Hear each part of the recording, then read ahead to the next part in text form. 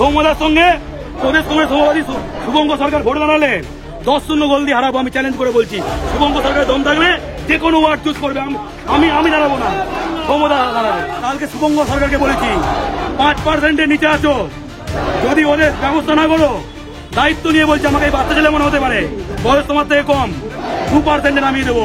আমরা এলাম কংগ্রেস অফিসে, আগে জানিয়ে এসেছিলাম যে বাঙালি সহ সকলকে একসঙ্গে লড়তে হবে। এই যে বিজেপির গুন্ডারা কংগ্রেস অফিসে ভাঙচুর করেছে, গোটা ভারতব্যাপী যে বাঙালি শত্রু বিজেপির বিরুদ্ধে একসঙ্গে লড়াই করতে হবে।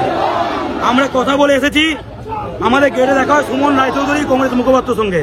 আমার যেহেতু কথা বলা ছিল সোজা গেলাম কংগ্রেসের প্রেস রুমে, যেখানে বসেছিলেন শুভঙ্কর সরকার। উনি যথেষ্ট ভদ্রভাবে আরে গর্ব বড় এসো বলে কথা বলা শুরু করলেন। কথা চলছে যে আমরা সংহতি জানাচ্ছি, সকলে লড়াই একসঙ্গে।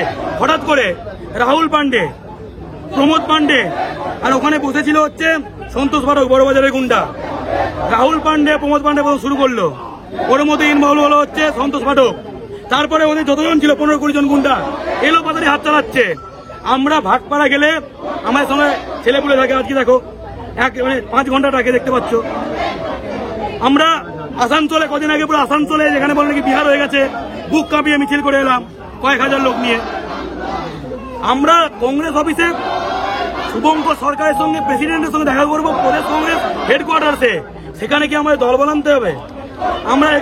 আমরা ভুলে গেছিলাম, বুঝতে পারিনি যে কংগ্রেস অফিসটাই হচ্ছে ভাটপাড়া। আমরা বুঝতে পারিনি কংগ্রেস অফিসটাই হচ্ছে বিহার হয়ে গেছে।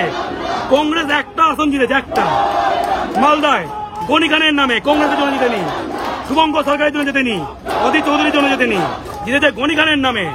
বাংলা পক্ষ গনি খানের বই মেলায় আমাদের 9 জন আইকনের ছবি থাকলে গনি খানের ছবি থাকে। গনি খান বলতেন বাংলার উন্নয়নই আমার জীবন আদর্শ। তিনি হিন্দি উর্দু বিরোধী ছিলেন।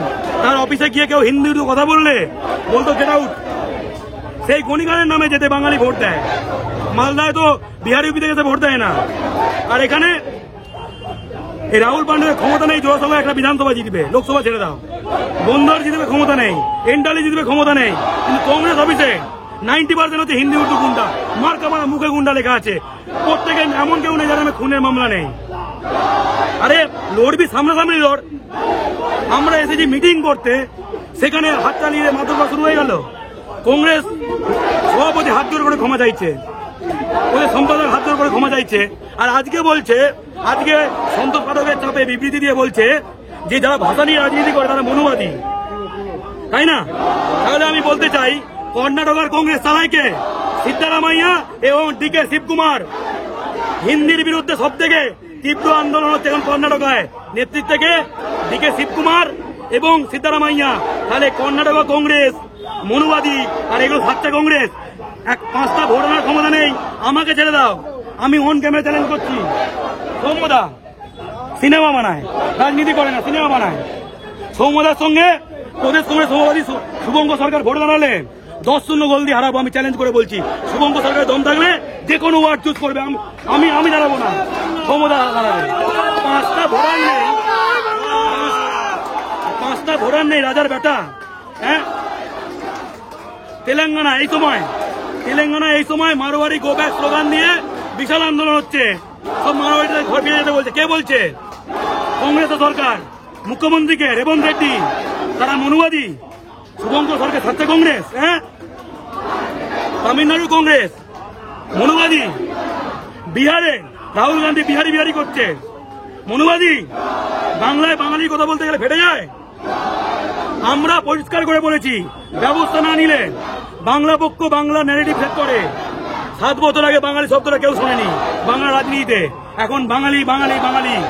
আমি কালকে শুভঙ্কর সরকারকে বলেছি 5%-এর নিচে আছো, যদি ওদের ব্যবস্থা না করো দায়িত্ব নিয়ে বলছে আমাকে এই বাচ্চা ছেলে মনে হতে পারে, বয়স তোমার থেকে কম, 2%-এ নামিয়ে দেবো। তোমার কারোর ক্ষমতা নেই তোমার ভোট 2%-এর উপরে বাড়াবে, কারোর ক্ষমতা নেই। ঠিক আছে, তোমার অনেক বয়স হতে পারে, বললাম তো সৌম্যর সঙ্গে জিততে পারবে না, বাকি তো ছেড়ে দাও।